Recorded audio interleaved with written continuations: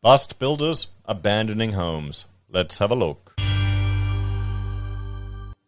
Hello everyone, Florian.heise here, and welcome to another episode of HeiseSays. Grab your stein of coffee. Let's have a look at this article from the ABC. This is not going to be a happy one. So what happens when your builder goes bust? For some, their life savings disappear. Kate and Rod Iskander's building site with views across Hobart's River Derwent is littered with bricks and hardening bags of cement after their builder stopped working on their home 2 months ago. They said they are financially out of pocket hundreds of thousands of dollars and are faced with the prospect they may not be able to finish their home. I haven't slept, I cry all the time, the kids are devastated, Kate said. Their builder, Inside Out Construction, really, owned by Corey Wills, has gone into administration. See, here's the thing. As an architect, when we're trained, when we're tendering a project, to be quite meticulous with the information that you require from people to submit a price. You want to make sure that the builder you're engaging to work on a project is solvent. But, you don't really have that here. We've sort of been scrambling ourselves trying to find out what our rights are, calling CBOS, the Consumer Building and Occupation Services Master Builders Association, getting legal advice, she said. But there's really not much we can do. They've described their financial loss as a scar on our financial lives going forward forever. We estimate, and based on the couple of quotes we've got, to complete the house we'll need $250,000 out, Rod said. We might have to walk away from this and not be able to have our home. Yeah, it's devastating, they said. They've got nothing. You can't even, you could modify it, maybe build something smaller here to get started and then build all this later. The couple embarked on the build for a 4-bed, 2-bath home in August this year. The couple said they paid their builder prior to the completion of the base stage. We stupidly put the progress claim through because the builder was telling us there was material shortages, he said. So they tried to help the builder out. The builder screwed him over. That's what it was. They paid a progress claim before they should have. I remember meeting a guy, he acts as a project manager just between people and the builders. And I think he charges like 10% and just manages the build for them. We did that, you trust the builder, and then literally the work stopped pretty much after that. The couple have been left with the base for a driveway into the garage and some steel posts on site. It's the Wild West out there. They moved to Tasmania from New South Wales and were shocked to discover there was no insurance covering their losses. In all states bar Tasmania, there's mandatory building warranty insurance. I'm surprised they don't have that there. It covers a range of different issues, mainly builders who die, lose their license, or become insolvent. I had a mate whose builder went bust on his job and he paid to get it finished himself. Then the insurance company wouldn't pay him. They wouldn't compensate him the costs for finishing the work. Oh, you can afford it anyway. So he was angry. I guess the whole process has just taught us that there's absolutely nothing for you as a consumer. He said, well, no, you don't pay. Okay, this is going to sound harsh. You don't pay a progress claim for more than what's actually on your site. Here's the thing. You need to pay a progress claim for it when it's fixed on your building. Else, you don't pay. It's that simple. They can give you any bloody sob story that they want. They need to have enough money to run the project ahead. Back in the 80s, my father was a builder. He built projects and houses. He'd have an overdraft at one point of $1 million running to keep projects going.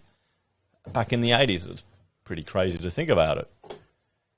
You sign a contract, you're on your own. Yes, you are. You are on your own. This is sad. They gave away too much money too quick. They trusted the builder and he screwed them over. If the builder dies or disappears, that's it.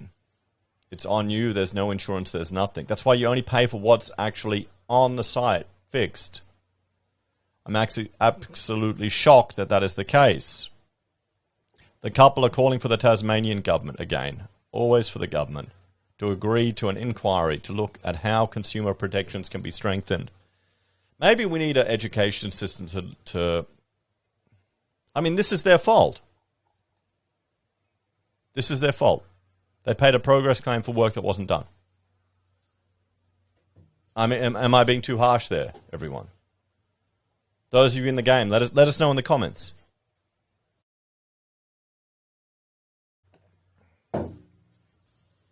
I'm out anyway. It's quite embarrassing to hear and go through this, put ourselves out there like this, but we're here to try and prevent this from happening to other people. He said, well, good on you, mate. Nah, that's good. You've got to respect that for Ross. Now, what's his name? Rod. Where is he? Where's his name? Come on. Rod. Good on you, Rod. Yeah. No, you're right. You bug it up, mate, but others will learn. So we can respect him for that.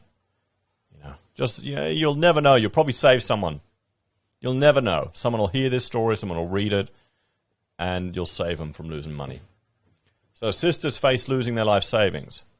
Maddie and Victoria Stansfield signed a contract with the same builder.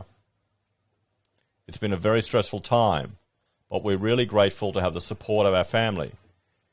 It's had a big emotional toll on both of us. The sisters have dreamed of becoming homeowners since high school and have been putting money aside. We've been working since high school, so we've been saving up since then. When the government grants came out, well, this is what happens when the government overheats the market, guys. What happened with the fat bats? We thought this was a great time, with the help from them, to start looking for into the housing market. The sisters could not afford to buy on their own, so pooled their money to invest in building a house to share. We wanted our own space in the house, so we had it 3 bedrooms, 2 living rooms, and we're keen to share it with our family and friends, Maddie said. Work started on their block in July, but there was no progress for months.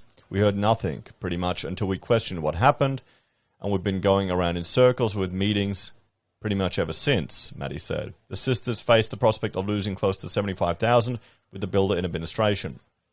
That's really one of our main concerns. We put our life savings into this building, this home. Calls for better protections. Alistair Dennis said he feels like he's one of the lucky ones. He and his business partner were also clients of Inside Out Construction. Their 2-unit development on Hobart's eastern shore is almost complete. I just feel sorry for people. We know of people who've had half-built houses and framework, he said. Nevertheless, Mr. Dennis said their build has taken its toll. It started in 2020, and he said it had been a long and difficult journey to get the building company to finish the job. It's just been one debacle after another. My business partner, who has got the other unit, his mental health is not good because of it. Ah, damn. Mr. Dennis is also calling for better consumer protections in Tasmania. There needs to be some sort of insurance scheme. If it can operate in other states, why can't it operate in Tasmania? Can't you buy personal insurance to protect you in this case? Why can't individuals be buying that? I mean, if it may cost more to buy it individually. Why don't you do it? I'll give my broker mate a call and find out. Homeowners are not the only ones who have been let down by Inside Out Constructions. The ABC spoke to one of the company's former employees who said he's owed about $44,000 in wages plus $7,000 in super. He said there are about 20 employees who stopped working for the company last month. They have received emails from Corey Willis directing them to the federal government's Fair Entitlements Guarantee Scheme, a safety net of last resort. Mr. Willis has not responded to requests for comments. The Masters Builder Association in Tasmania is helping 23 clients of Inside Out Construction find new builders. We provide contracts, and part of the service is that we provide support and advisory services to builders and their clients, said the association's executive director, Matthew Pollock. He said under the Residential Construction Contracts Act, a builder cannot claim for work that hasn't been done. Yes, that's it. They can't do it. But if they do it dodgy, you don't pay them.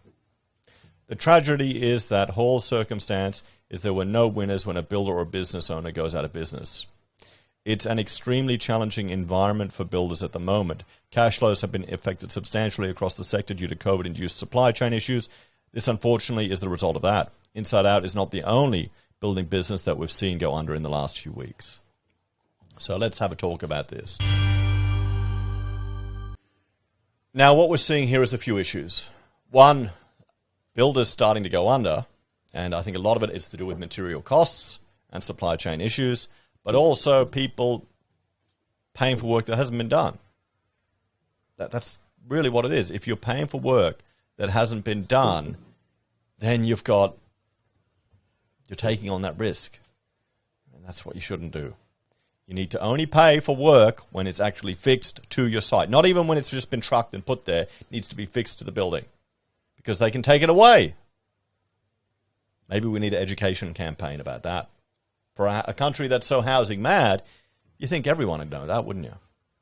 Anyway, guys, check out this playlist, the construction issues playlist that I've done here on the channel. There's lots of interesting, scary, and disturbing videos. Anyway, take care. I feel sorry for the people that have gone through this, but hopefully it is a lesson that we can all learn something from. Take care, guys. I'll see you next time. Bye for now.